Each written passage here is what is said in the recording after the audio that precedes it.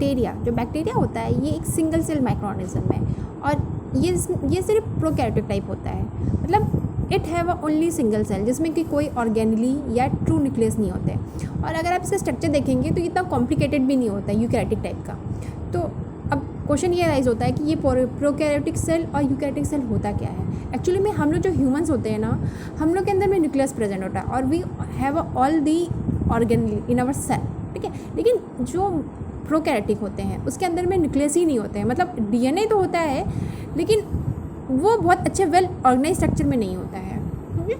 तो simple basic definition अगर आप बोलोगे कि क्या इनके बीच में डिफरेंस है, तो जो प्रोकैरियोटिक होता है it don't have a nucleus और यूकैरियोटिक में it contain a nucleus and proper all organelles. तो यहाँ पे डायग्राम है, आप देख सकते हैं कि क्या इनके बीच में मेजर डिफरेंसेस हैं।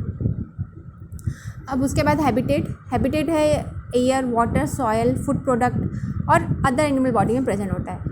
और इसका साइज़ क्या होता है, जनरली इसकी जो साइज़ होती है वेरी होती है ये 0.2 to 100 माइक्रोन्स में। तो अब आप ये सोच लीजिए कि 1 micron is equal to 1000 of the millimetre, मतलब इनकी जो साइज़ है वो कितनी स्मॉल होती है, कितनी टाइनी होती है कि आप इसको नेकेड आई से देख ही नहीं सकते हैं। बैक्टीरिया जो है वो हमें ह्यूज शेप में मिलता है, मतलब आप देखोगे it is available in various number and और ह्यूज नंबर में हमें वो अवेलेबल है इन अवर सराउंडिंग। और वैसे उसके मेन जो 3 शेप है वो है कोकस, स्पायरल एंड बैसिलस। तो कोकी भी एक बैक्टीरिया का फॉर्म है और जनरली जो इस कैटेगरी को जो बैक्टीरिया बिलोंग करता है वो स्पेरिकल और ओवल शेप का होता है। कुछ जो कोकाई है वो बाइनरी फिशन के बाद उसी से अटैच होता है, लेकिन कुछ जो होता है वो 2 अलग सेपरेट सेल बना लेते हैं, मतलब 2 डॉटर सेल बना लेते हैं। तो अगर आप इसमें एग्जांपल लोगे तो जैसे डिप्लोकोकी है, तो वो नेम प्रेजेंट कर रहा है डिप्लो मतलब अवेलेबल इन पेयर। स्टेप्टोकोकी, तो जो स्टेप्टोकोकी है वो चैन के फॉर्म में रहता है और जो स्टेफिलोकोकी है वो मल्टीपल कोकी का क्लस्टर फॉर्म करता है। और इसमें एक और कैटेगरी है जिसको हम लोग टेट्राड कहते हैं। जो टेट्राड होता है वो 4 कोकी का स्क्वायर अरेंजमेंट होता है, so it is known as a tetrad. और 8 कोकाई का जो क्यूब्स फॉर्म करता है उसको हम लोग सार्सिनेई कहते हैं। जैसे कि आप फिगर में भी देख रहे हो, तो कोकी में जो इसके एग्जांपल्स हैं वो है स्टेफिलोकोकी में जो बैक्टीरिया आता है it is known as a staphylococcus aureus. Streptococci में स्टेप्टोकोकस पायोजेंस और डिप्लोकोकी में जो आता है वो निजेरिया गोनोरिया। और फिर अब आप सेकंड कैटेगरी में जाओगे तो it is a spiral bacteria. तो स्पाइरल नाम से सजेस्ट कर रहा है कि वो अवेलेबल होगा स्पाइरल शेप में। तो इसमें भी ऐसे अलग अलग कैटेगरीज है। तो पहला तो है आपका स्पिलियम, वो जनरली थिक होता है और वो टफ स्पाइरल होता है। और स्पाइरो जो चिट्स होते हैं वो स्पाइरल होते हैं और ये थिन होता है और फ्लेक्सिबल होता है। लेकिन जो विब्रियो होता है इसमें वो कॉमा शेप रॉड होता है, उसमें हल्की सी एक ट्विस्ट होती है। आप इसमें भी फिगर्स में देख सकते हैं, जैसे स्पाइरल में विब्रियो को कौन बिलोंग करता है, विब्रियो कोलेरा। और ये जो बैक्टीरिया वो रिस्पॉन्सिबल होता है कोलेरा कॉज करने के लिए। और स्पाइलिया में होते हैं हेलिकोबैक्टर पाइलोरी। तो जो एच पाइलोरी होता है ये भी disease in our stomach cause करते हैं, मतलब ये जनरली कुछ डिजीज हमारे स्टमक में डिजीज कॉज करते हैं। ऐसे ही जो स्पायरोचेट्स है उसमें जो एग्जांपल है वो है ट्रेपोनेमा पैलेडियम। सो नेक्स्ट है इसमें जो वो bacilli and it is a rod shape bacteria. तो कोकी की तरह ये भी या तो ये सिंगल फॉर्म में होते हैं या तो ये टुगेदर होते हैं। तो सोलिटरी मतलब होता है bacilli are available in a single form और दे आर अरेंज टुगेदर। तो इसमें अगर आप डिप्लोबैसिली में जाएंगे तो जो डिप्लोबैसिली होता है वो 2 बैसिली जो कि अल्टरनेटली एक दूसरे के साथ अरेंज होते हैं। और इसमें जो स्टेप्टोबैसिली होते हैं they are the chain of the bacilli. तो इसमें भी ऐसे आप एग्जांपल देखेंगे तो जो बैसिली में आपको एग्जांपल है वो है माइकोबैक्टीरियम ट्यूबरक्लोसिस। तो जो ट्यूबरक्लोसिस होता है ये हमारे बॉडी में ट्यूबरक्लोसिस कॉज करता है। तो ऐसे ही नेक्स्ट जो है स्टेप्टोबैसिली, तो इसका एग्जांपल है आपका बैसिलस एंथ्रेसिस। और कोकोबैसिली में एर्सिनिया पेस्टेसिस। और इसके अलावा जो बैक्टीरिया है वो और भी अदर शेप्स के होते हैं। कुछ फिलामेंटस होते हैं, फिलामेंटस जो होते हैं वो लॉन्ग और थिन होते हैं, स्क्वायर शेप होते हैं, स्टार शेप होते हैं, स्टाक्ड होते हैं। बहुत सारे न्यूमरस शेप है बैक्टीरिया के।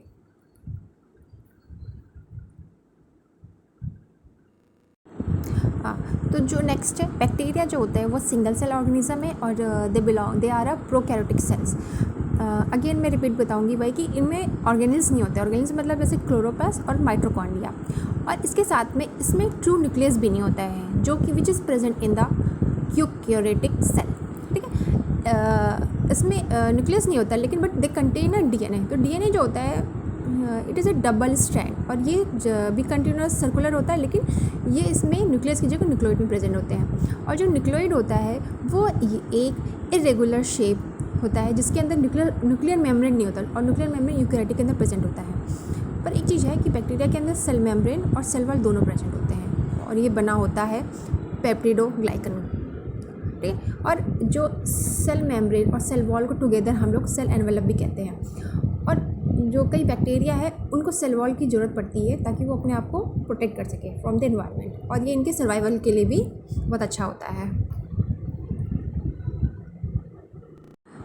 This slide 10 show the structure of the bacterial cell.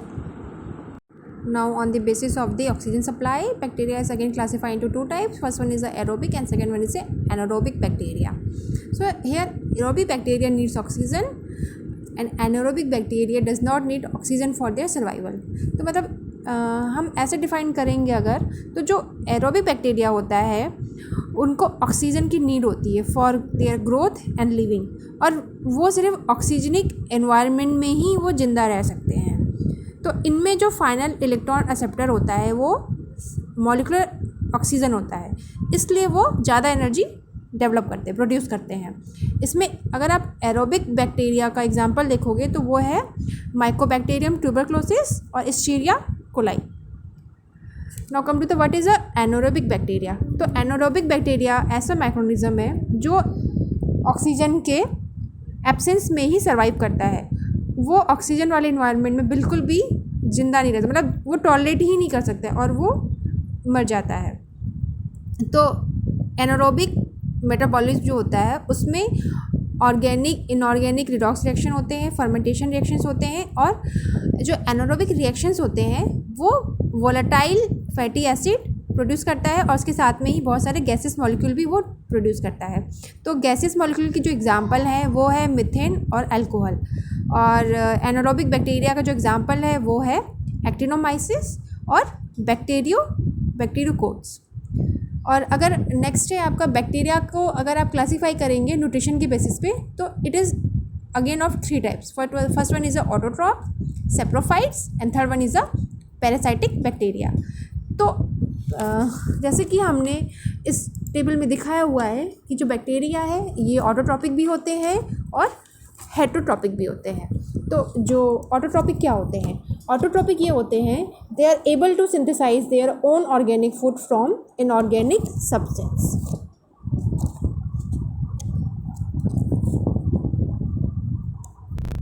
Nutrition के बेसिस पे हमने बैक्टीरिया को और क्लासिफाइड किया हुआ है। तो बैक्टीरिया जो होते हैं टू टाइप्स के होते हैं। First one is autotrophic and heterotrophic, और जो ऑटोट्रॉपिक होते हैं वो केमोऑटोट्रॉपिक एंड फोटो ऑटोट्रॉपिक उसमें इंक्लूड होते हैं।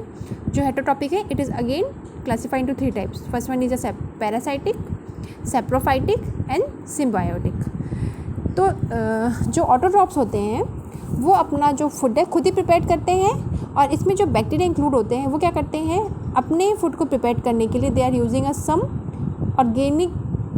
Inorganic substance, for example sulphur compound, और इसमें जो एग्जांपल है वो है साइनोबैक्टीरिया। इसमें ये लोग जो कार्बन सोर्स है वो CO2 होता है। तो सबसे पहले इसमें फोटो ऑटोट्रॉप्स क्या होते हैं? जो फोटो ऑटोट्रॉप्स ऐसे बैक्टीरिया होते हैं जो अपना फूड सनलाइट से ऑब्टेन करते हैं और उसको वो यूजेबल एनर्जी में फिर कन्वर्ट करते हैं। केमो ऑटोट्रॉपिक क्या होता है? Chemo autotrophic they get their energy from chemicals, mainly inorganic substance such as a hydrogen sulphide and ammonia. इसका मतलब ये है इसमें कि जो केमो ऑटोट्रॉपिक जो बैक्टीरिया होता है इनको जो एनर्जी प्रोवाइड होती है वो होती है कुछ केमिकल से, खासकर ऐसे केमिकल ये होते हैं इनऑर्गेनिक सब्सटेंस। तो इसमें इसका एग्जांपल है हाइड्रोजन सल्फाइड और अमोनिया। तो इनऑर्गेनिक सब्सटेंस क्या होते हैं? इनऑर्गेनिक सब्सटेंस ऐसे सब्सटेंस होते हैं जो हमें बायोलॉजिकल सोर्स से नहीं मिलता है, और इसमें कोई भी कार्बन आइटम मेन एलिमेंट नहीं होता है।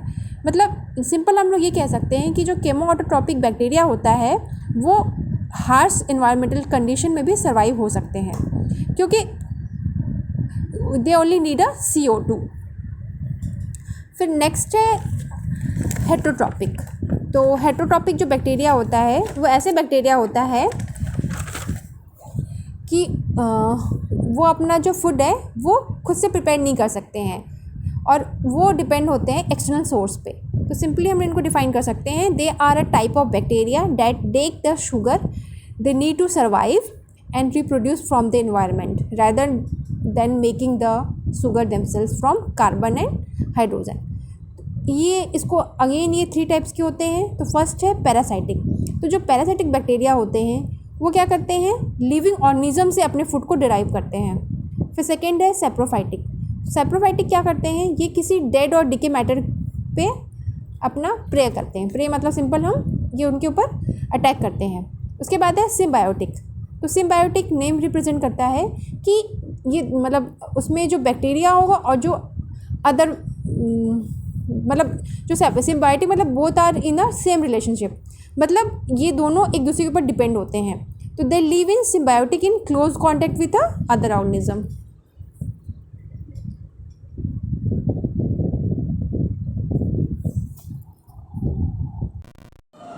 How bacteria reproduced. बैक्टीरिया का रिप्रोडक्शन कैसे होता है। जो रिप्रोडक्शन होता है बैक्टीरिया का वो by the process of binary fission. इसमें क्या होता है, बैक्टीरिया जो होता है जब कुछ एक साइड पर पहुंच जाता है तो उसकी स्प्लिटिंग होती है। तो जो बैक्टीरिया है वो तो यूनिसेलुलर होता है, मतलब सिंगल सेल ऑर्गेनिज्म है ये। वो क्या करता है, वो its divide into 2 identical daughter cell. मतलब जब उसकी प्रोसेस स्टार्ट होता है स्प्लिटिंग की तो एक टाइम के बाद में वो 2 डॉटर सेल में डिवाइड हो जाता है, और दोनों जो डॉटर सेल्स होंगे वो उसके आइडेंटिकल मतलब सिमिलर कॉपी होती है।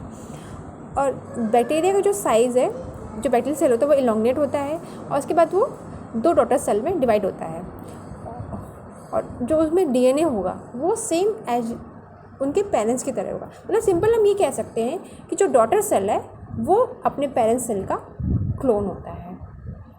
वैसे अगर आप देखेंगे तो जो बहुत सारे बैक्टीरिया जो हैं वो बहुत ही फास्ट मल्टीप्लाई करते हैं। तो इसमें 2 बेस्ट एग्जांपल है। पहला तो है आपका इकोलाई, जो हर 20 मिनट के बाद में मल्टीप्लाई होता रहता है। मतलब आप समझिए कि ये हर 20 मिनट के बाद मतलब 1 घंटे में ये कितने इनके इकोलाई के बैक्टीरिया होंगे फिर। और ऐसे जो सुडोमोनास है ये तो और सबसे फास्ट डिवाइडिंग बैक्टीरिया है, ये हर 9.5 मिनट पे ये मल्टीप्लाई होता है।